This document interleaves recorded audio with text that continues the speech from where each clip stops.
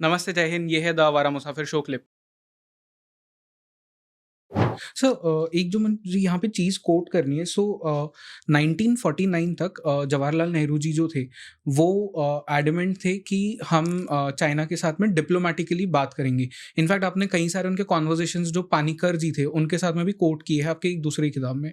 But फिर उसके बाद में ऐसा क्या हो गया कि हमने, जैसा आपने कहा कि बहुत जल्दी रिकॉग्नाइज कर दिया पीपल्स रिपब्लिक ऑफ चाइना को।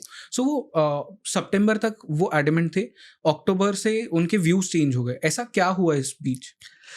देखिए, ऐसे है कि अ, एक तरह से हमारे पहले प्रधानमंत्री एक बहुत बड़ा स्ट्रेटेजिक विजन था। वो दूरदर्शी व्यक्ति थे। उन्होंने उनकी सोच थी कि स्वतंत्रता के बाद अगर भारत को विश्व में एक बड़े देश का रोल निभाना है तो हम अकेले नहीं कर सकते हैं। उस समय कोल्ड वॉर शुरू हो गया था, एक तरफ अमेरिका, दूसरी तरफ रूस, और हम बीच में थे। तो और हम उनके स्तर के तो थे ही नहीं, अर्थव्यवस्था को लेकर, मिलिट्री को लेकर। हम तो हमें नए स्वतंत्र देश बने थे।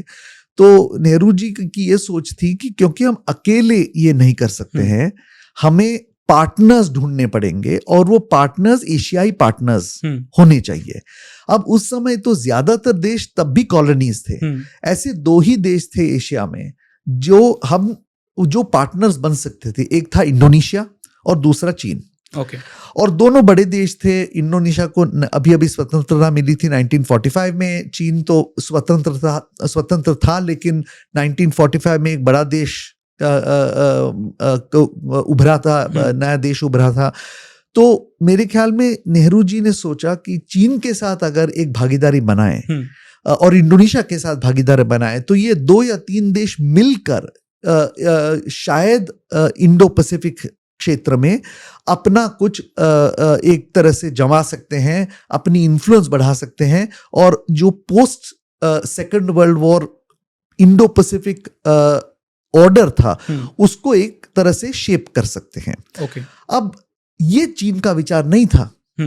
चीन का विचार था कि क्योंकि द्वितीय विश्व युद्ध में उन्होंने जीत हासिल की है, क्योंकि 5 देश थे ऐसे जिन्होंने द्वितीय विश्व युद्ध में जीत हासिल की थी: अमेरिका, ब्रिटेन, फ्रांस, रूस और चीन। उसमें से एक ही एशियाई देश था, वो था चीन। तो चीन ने अपने आप को एक तरह से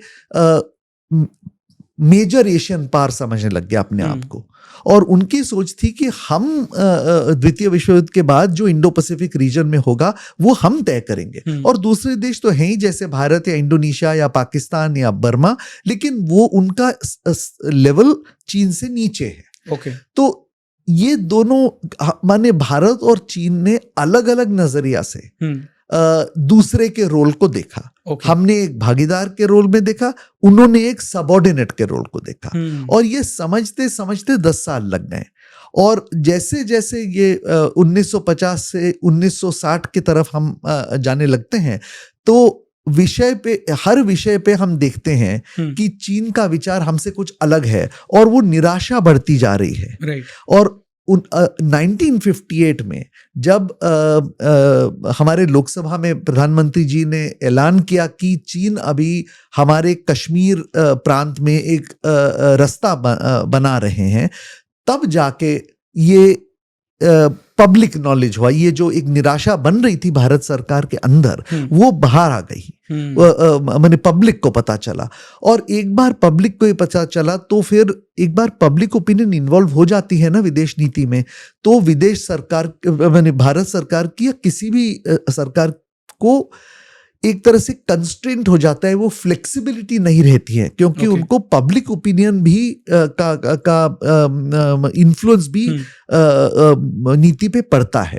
तो 1959 में के बाद और 1962 तक, क्योंकि पब्लिक ओपिनियन चीन के खिलाफ था, तो भारत सरकार भी अगर उनको कुछ समझौता करना भी था तो और मुश्किल हो गया। और अंत में ऑफ कोर्स 1962 में युद्ध हुआ, और उसकी कहानी तो सब जानते ही हैं।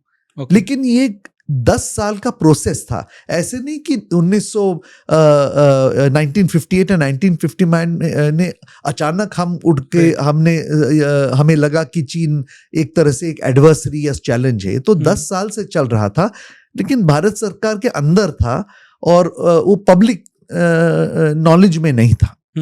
ओके।